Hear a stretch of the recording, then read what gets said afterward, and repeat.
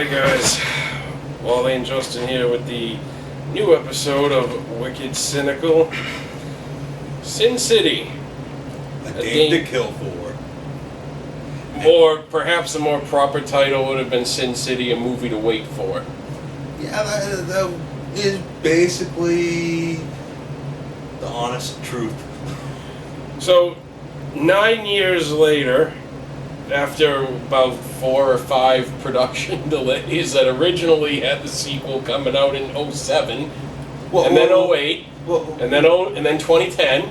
Well, yes, but again, you also have to remember, you know, Rodriguez was also busy doing the Spy Kids and the sequels that nobody really wanted, and he also had to film Machete. And Machete Kills Again, and part of Machete Kills Again in space. Well, this is just going to prove that when you give Rodriguez a new movie, he will come back with the same old shtick again for at least 4 or 5 times. It's pretty much Machete to Machete Kills and the Spy Kids movies, and the same thing's happening here. It's the same old shtick again. Yeah. Frank Miller should not write new stuff. This is largely based around A Dame to Kill For, with 2 original stories written by Miller. This is really the experience of the day. It was a long, hard night. Yeah. And I'm not just talking about the new script. I'm talking about that made it feel like a long, hard night. Yeah, they start with the Just Another Saturday Night short. Which was good. Yeah. Which they've always done. I swear, I think he's done a better job on the shorts than he does on the long stories. Yeah. And then they go into part of A Long Hard Night. Which the truth is, the first part was good. It started off good. But by the end of that short, when you get to it near the end of the movie, it's like... I really thought it was finished the first time they cut away. And then they go to A Dame to Kill For, and you get that whole thing done all at once. Which that's the one that takes a little over an hour of the movie, and the rest of the time is filled out with the other stuff. Yeah, and then after they finish A Long Hard Night, it goes immediately into the Nancy Callahan story, which they tried to really pigeonhole into being set before The Hard Goodbye chronologically, which does not make a lick of sense. That's a real square peg round hole kind of situation. Well, again, that's part of the problem with the way they been handling it, which is really part of the problem with the way they handled the first one. By the way, they cut everything up to do it. But see, the thing that gets me is the sheer laziness that they couldn't even get Clive Owen to come back for 5 minutes. Well, yeah. Which I mean, honestly, yeah, he may have been busy with something else, but what? I don't know. I wasn't happy when they announced that Josh Brolin was doing this one. I honestly wasn't. I did not like the change. I never supported it. I'll be flat out honest about it. I did not support the casting decision to make Brolin Dwight. Yeah. Did not support it one bit. And maybe it was just me. Maybe it was and this seems like an important thing because, oh God. Maybe it was just me, maybe it was the theater we went to, maybe it was the screen, but it just seems like the picture quality was not as good as the first movie. No, it was different and completely not as good. It seemed like just the whole black and white, yeah, it's all done the same, the splatter and the occasional color was all there, but it just seemed a lot of it was just like it seemed like the cinematography was just not as polished. Yeah, it's like I said, it wasn't as vibrant in most respects. But then you also got the points with that overly white blood. Yeah.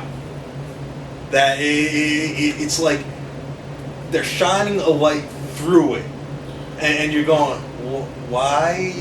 Which again, a year from now, they're going to pull the same thing that they did when the first movie came out on DVD, and I'm sure they're going to do the ultimate unrated cut version, where you can watch A Long Hard Night without the break. Yeah. But hey, you know what? Honestly, by the time they do that, they'll probably take it and clean up the picture. Again, a lot of the characters, not the characters, I should say, but a lot of the actors look 10 years older, and it does not help. Yeah. They are very much all 10 years older for the most part. I will say to their credit, except for Clive Owen, they pretty much got everybody back. Yeah, they did. They did the Stacy Keach had a very brief bit role as Boss Wallenquist, who is often mentioned in the comics, but only makes a couple of appearances. Like, I'm pretty sure in the comics, besides A Dame to Kill For, he only showed up in Hell and Back, didn't he? I believe so. I'm not sure. I haven't read the shorts in a long time, so I wouldn't remember. They did the best job from the way that character is drawn in the book. I will say. They did the best job with that character that they could have. Yeah. Although he's still supposed to be like twice the size of the Kingpin. Yeah. And in this version, it just makes him look like an average-sized guy with a really fat, non-existent neck, head area. But again, that's always been a problem with the way Miller draws characters like that. It makes them almost impossible to actually get an actor to play him. But then again, that's half because Miller hates movies based off comics, especially his. Except for some reason, since City is the only one that he's okay with. Well, yes, because before they ever did the movie, Rodriguez did that proof of concept where he shot Rats. Yeah. That short with the former Nazi getting killed in the oven or something. Yeah. And that was a proof of concept that he took to Miller, and Miller endorsed it.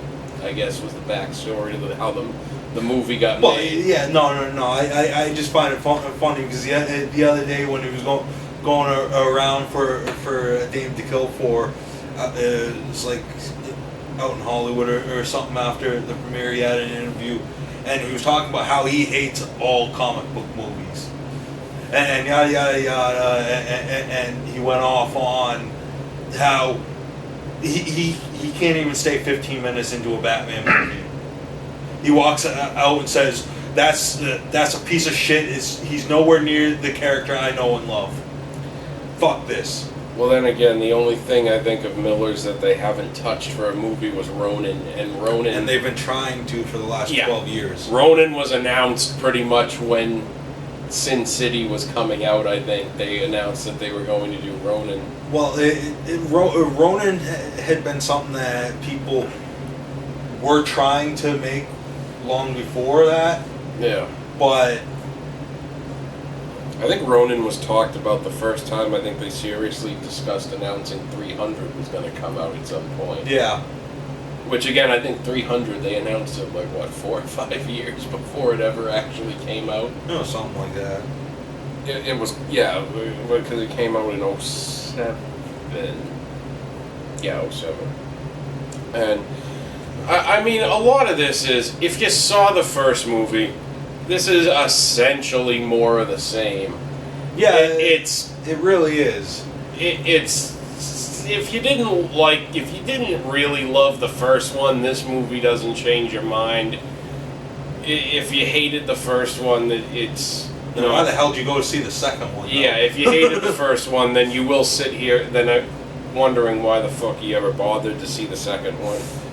It doesn't really do much of anything. I mean, they had a lot of scenes, and a lot of the extra content was done really just to have Mickey Rourke in the movie, I think, as Marv as much as possible. Which was a downfall. Did not look as good as how they made him look in the original movie.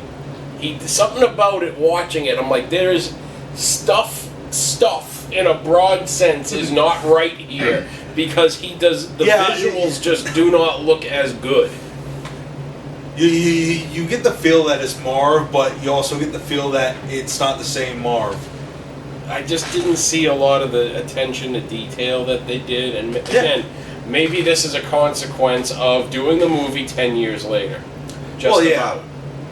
But again, like, one of the best parts with Marv was squashing a guy's head like he was squishing a tomato. And all of the Allstate jokes you can make throughout this movie. Oh yeah. That's the other one. Like when he takes Dennis Haysbert and drives him through the wall and then pops his eye. Yeah, again, some of the fight scenes and some of the action scenes from A Dame to Kill For even felt like they were kind of truncated a little. Yeah. Like I know in the comic, Minute's finished for the rest of that story when Miho basically took her katanas and crucifies Minute on the ground into the concrete. And you don't really see him again after that. The overkill of like shooting him 15 times, although I guess for joke purposes I should say he was shot 24 times.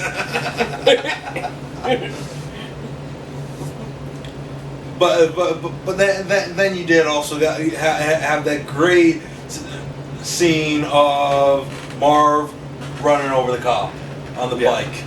Well, that's why you got it. Want to say it. That's why Allstate offers accident forgiveness. Because even when you run over a cop, as long as it was an accident, we're going to stand behind you. You should make it out of Sin City. That's Allstate stand.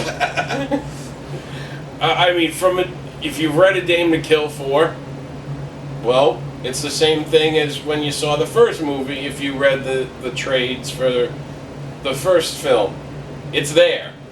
It's pretty much all there. They did the same kind of literal, 100% literal approach that they took to the first three. Yeah. It's all there. Nothing of note is really missing. Nothing of significance is really missing. Yes, the dialogue is trimmed somewhat, but it was trimmed somewhat in all of the other ones as well. But it's all there. There's really nothing to say about how they filmed the story. They pretty much filmed it 100% literal from the trade. And that's really all you can say. It's not like you can say, oh, they glaringly got a bunch of the stuff wrong. They didn't. And that's what's funny is you end up with a whole lot of other shit to pick at when you can say they adapted it perfectly right. Well, and that's why I said, you know, if you want to see a good, about an hour long adaptation of A Dame to Kill For, then yes, 100% you want to go see that movie. Yeah. But if you're going there to check out all the new stuff, it's not really worth your time. I mean, again, one of the biggest problems with the movie is when you get to the end, you're just like, that's it, it's over. Yeah. And it's like an hour and 15 minutes long, but it feels like well, you know what the other thing 70 minutes. Well, you know what the other change they made is that there was going to be I guess at one point there was going to be a different original story in there. The one with The Long Hard Night there with Joseph Gordon-Levitt.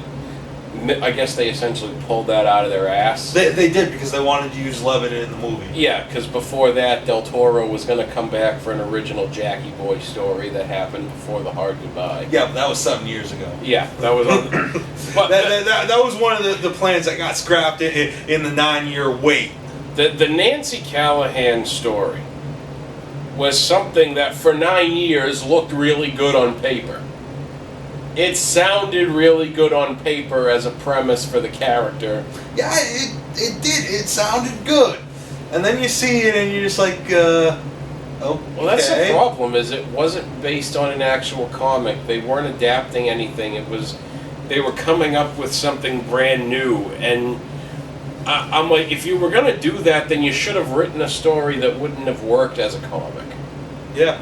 And really, if you added more scenes and you added more material to that story, it would have worked as a comic, and I have to say in this case that's not necessarily a good thing. I would have looked for something with the original stories of something that really didn't lend itself well to being a comic book. Yeah, I was looking for them to have something that you can do it in the film, but you wouldn't want to read it. And they didn't, and that just seemed like there wasn't anything really compelling about the new content. And A Dame to Kill For was done very well. Again, I still think there was something up with the visuals. Yeah, I don't disagree with that. But no. Again, this is really my point on all of the new content they added to it. It wasn't horrible, but it's what they should have used for that TV show they want to turn the series into. It would have worked really good in there as episodes because, again, with the way that they're placed in the film, and especially how the film ends, by that point you're really kind of forgetting that Dame to Kill For was there, and you're just like, so I just watched a bunch of loosely connected, semi-interesting things, and this is supposed to make me want to go and watch this third movie that you're trying to get into. That it's going to take you about another 9 years to do, probably. Yeah. And you're pretty much going to do the same thing where you have one good big story, and then you inopportunely place the other short stories. I had a lot higher expectations for the new material. Yeah. I really did, especially when, like I said, the fact that it sounded good on paper. The premise looked good on paper when you read it. When you read like a 3-line summary of it. Again, remember the fact that in the last 10 years, at least, Miller hasn't been as good as he used to be. Yeah, and that's the thing, is you're getting stories that are written by Frank Miller in his mentally insane period. You act like that just started. You're getting this is Frank Miller writing new stuff in the downturn of his career. And that's something that his mentally insane deserves. Period started when he started. Right around the time he started writing Sin City. By the time he got to the end and tried to do other shit, is when it really got bad. Holy Terror. That's the type of All-Star Batman and Robin. And believe me, I guarantee you, the way Miller is about some of that, if he actually had a way possible of getting Holy Terror adapted into a film, he would. Don't even say it. I just said it out loud. If there was a way that someone was actually... And he's finishing. Yeah, if there was a way that somebody was actually willing to touch that, he would... You realize somebody's going to send this to Miller just flipping that comment.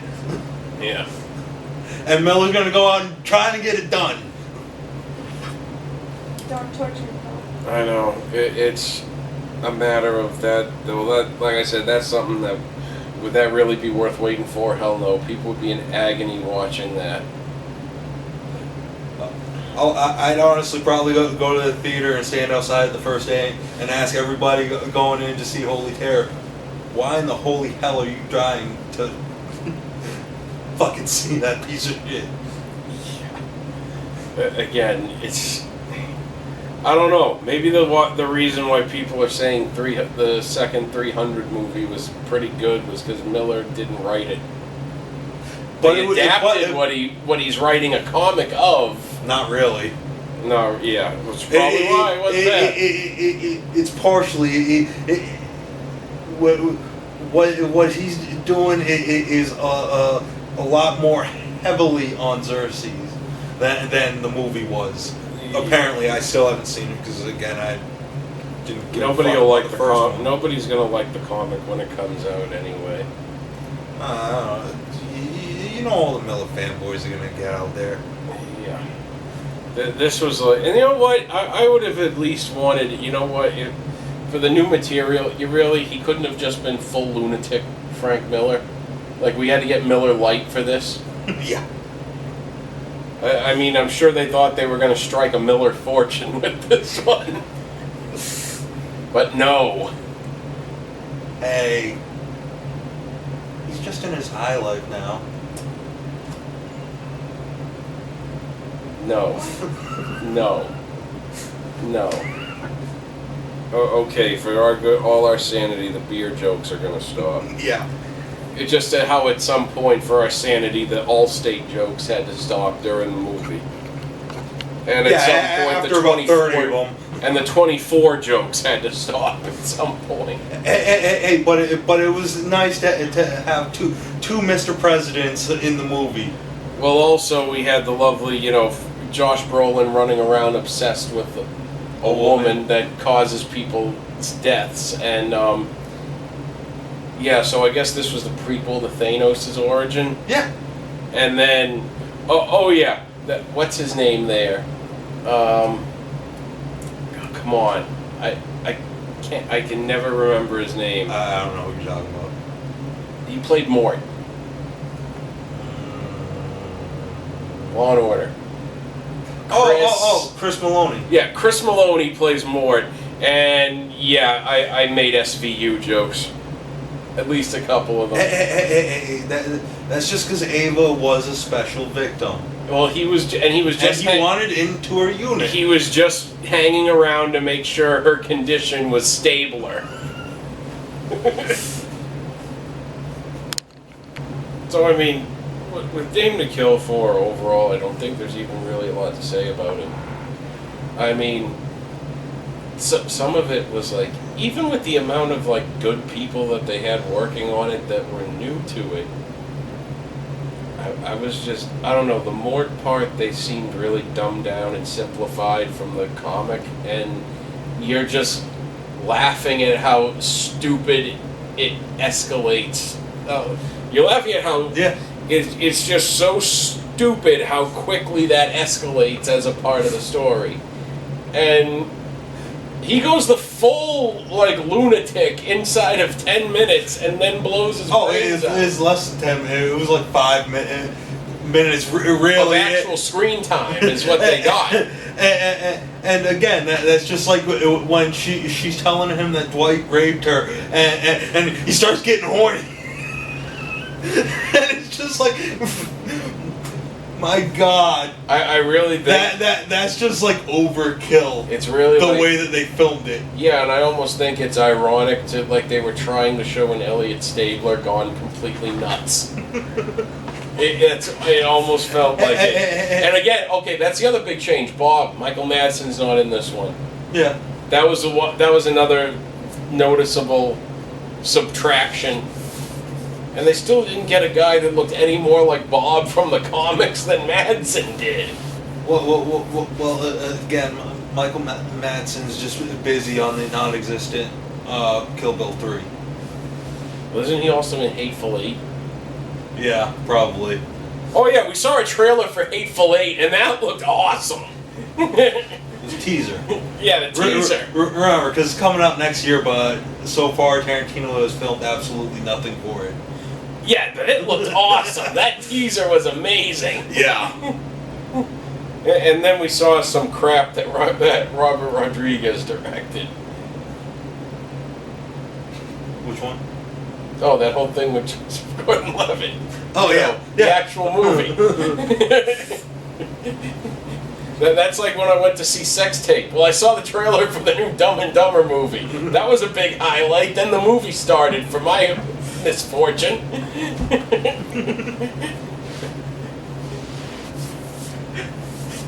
It's like, what would you like most about Sex Tape? The trailers. What will you hate most about Sex Tape when the movie starts? What will you then love the most when it's over? What will you get annoyed at the most? Well, if you decide to walk out after wasting money on it halfway through. Yeah. Really, it's like with how this was going, I could have seen somebody walking out halfway through this one. Although you would have missed like 2.5 stories. Though I do have to admit, I actually found it funny how there's people waiting for post-credit scenes. Yeah. Because of Marvel. Because Marvel has conditioned people to wait for post-credit scenes in a comic book movie.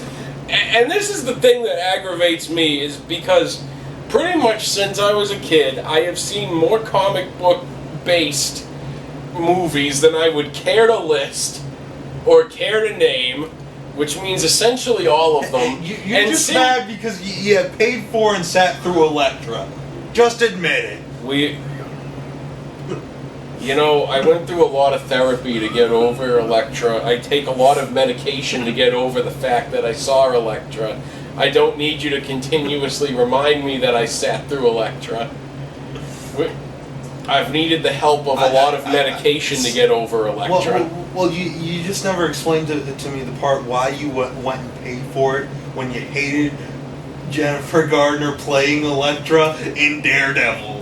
Why you would go see a movie starring Jennifer Gardner I know. as Elektra. I have that explanation.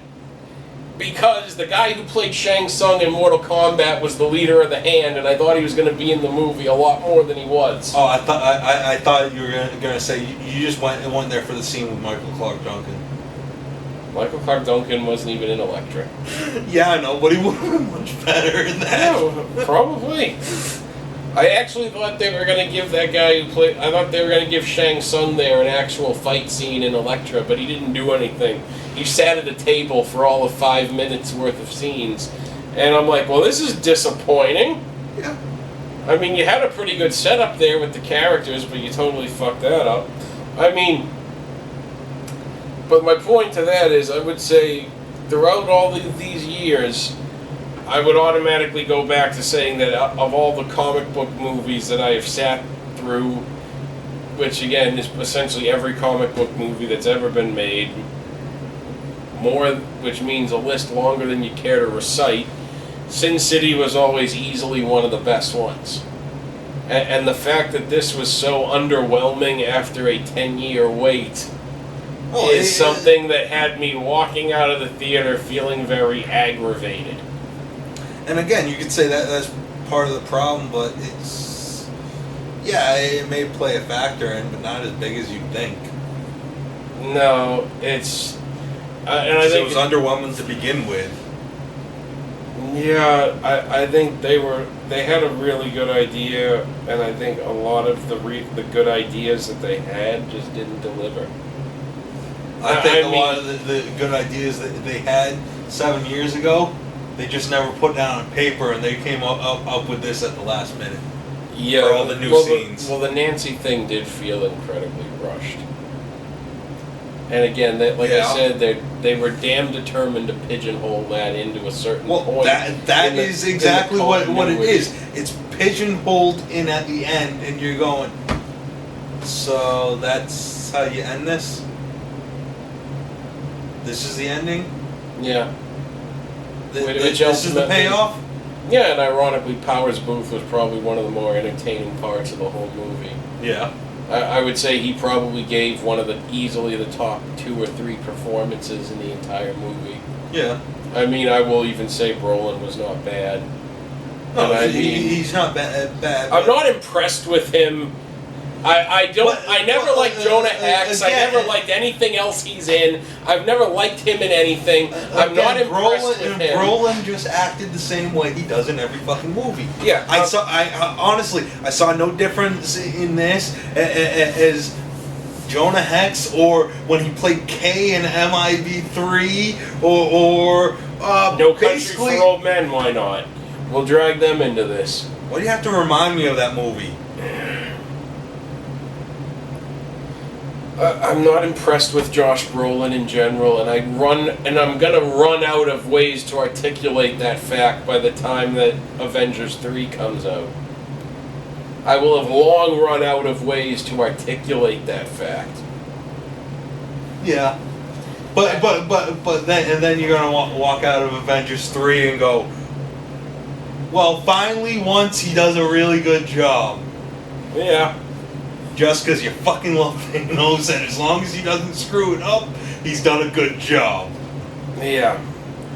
I just don't want it to... I have a lousy trend with movies with comic book movies in general that have a 3 in their title, I tend to walk out of the theater going, what the hell was that? But Well, technically X3 didn't have a 3 in the title. I mean, overall, I still don't think it was all that bad of a movie. It was at least decent. Like I said, the stuff that they're actually adapting, they did a good job adapting it. The new material. The new material is really what hampered it. Yeah. That's why I'd say the overall movie, because of how much that new material hampered it, was at best a 6.7. Yeah. I mean, overall, still scoring it for what it is, I would say I would probably go with giving it a 7 out of 10.